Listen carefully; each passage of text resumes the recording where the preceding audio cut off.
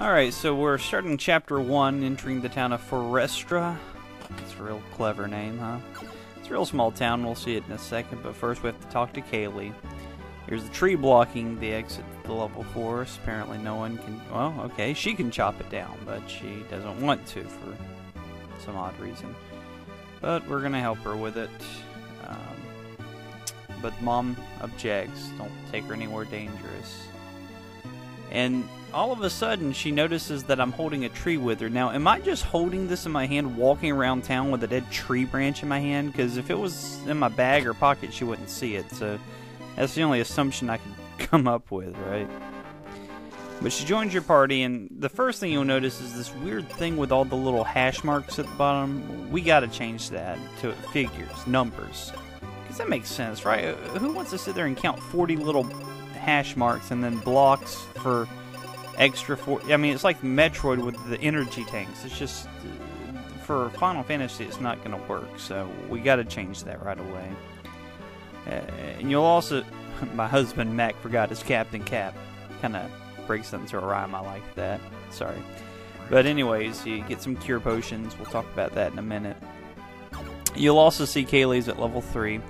Something I've noticed about the game, if you actually are playing to play this game, is that whatever level your character's partner is at is probably the level you need to be by the time you'll lose that character. So I guess you kind of have to know when you're going to lose the character for this to work, but it's just a nice little benchmark. There's some more cure potions.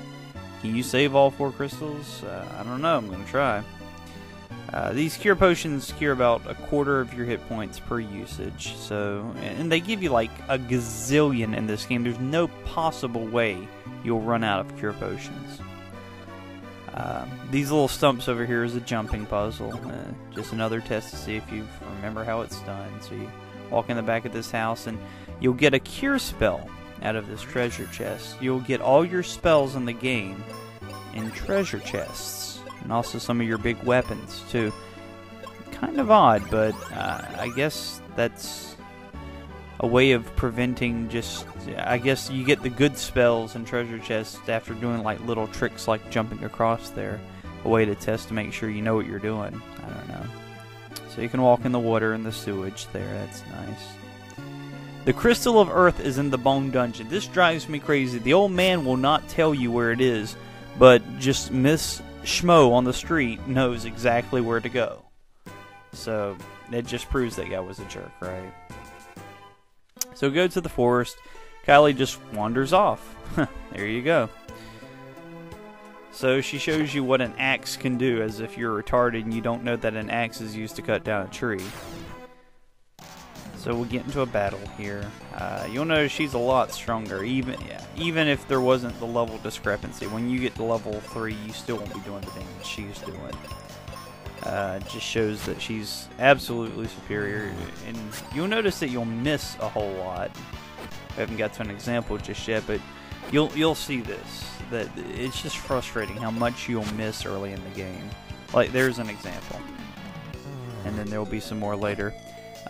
This is just an example battle. I'm going to cut out most of the battles because, like I mentioned in the first video, it's just going to get really annoying.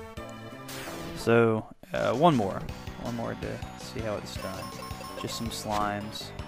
Get through this pretty quick.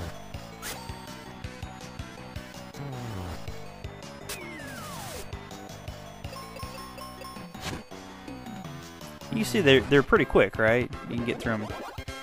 Gain a level, get 40 hit points. You'll notice unbreakably, you'll always gain 40 extra hit points every level. It's kind of a stilted system, and it's kind of weird. See, again, level 3, 120 hit points. Same hit points as the partner.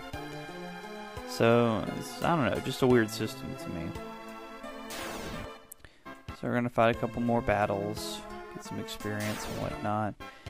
Normally you can go over there and get those heal potions, I believe they're over there, but we're going to cut down the evil tree, as Kaeli calls it. And the monster kills Kaeli with BO. At least that's what I like to call it. And she's poisoned, she says. But when we get into battle, she's not poisoned at all. So she either lied or it's a weird kind of poison that I don't know anything about. We get another example of the image change, since this is a semi-boss. The way it works is at a half and 3/4, once you hit those benchmarks with taking damage, their image changes. And he's a pushover, no problem, especially with Kaeli and 2 people in your party. And so Mom shows up conveniently. What she's doing wandering around in the monster-infested forest, I have no idea. But Kaeli gives you an axe, and if you'll look briefly, we have 2 axes on the screen, so she was carrying a spear to begin with, which makes her a jerk for not giving it to you at the first part. So, whatever. Anyways, we're heading north from the level forest. Or, guess not. Okay, that's better. Heading north from the level forest. The battlefield. 10 of 10. We'll get into that in just a minute, but let's go to the Sand Temple first. Very odd looking temple, if you ask me. It looks kind of like a cave. Music's nice, though. And there's just one chest sitting here. That's kind of weird. I like how you react to the music here. You don't see Tristam show up just yet, but you react to the music. It's a kind of a fourth wall break. And looking for some cure. No, but I'm looking for some grammar for you. Jeez. And everything he says here sounds like a drug addict. Look, some cure. I'll sell it to you for 9,000. Listen, this stuff's precious, right? Just comes across as creepy. My allowance is only 2 GP a month. That is the stupidest line in this entire game. And it just proves that he's a kid. I mean, why else would he say something like that, right? Just so happens he's going to the Bone Dungeon, which is where the Crystal of Earth is, according to Random Woman number 3 in town. But first, we're going to go to a battlefield nearby. Why don't we whack a few monsters? What is he, in the mob? And so we have a little joke about him not getting my name right. Ha ha ha. But yeah, now we'll get into what these battlegrounds are all about. We'll leave here and we'll head back down to that one that was below us. Basically, every battlefield in the whole game has 10 battles.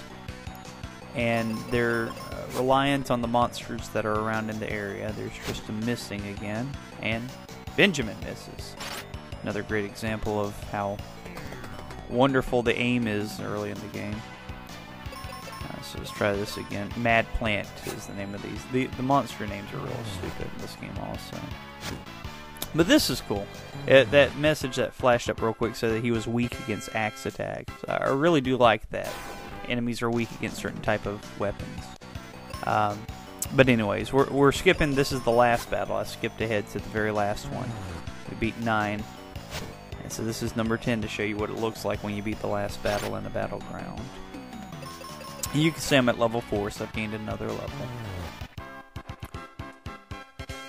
Found the gold, cleaned them out, and then it'll give you your prize. In this case, I gained some experience. In other battlegrounds, you'll see we'll gain some items, some weapons, some gold. Just, you get different things. Kill myself there real quick. The battlegrounds are a great way to gain some extra experience. You can usually do about 10 battles in 4 minutes. They're real short battles. You'll get in and out. You'll get used to them. And so it becomes a really great way to gain experience before moving on. And like I mentioned, we're going to lose Tristam at the end of this next clip. So we'll want to be at level 7 by that point. So we'll see how that works out.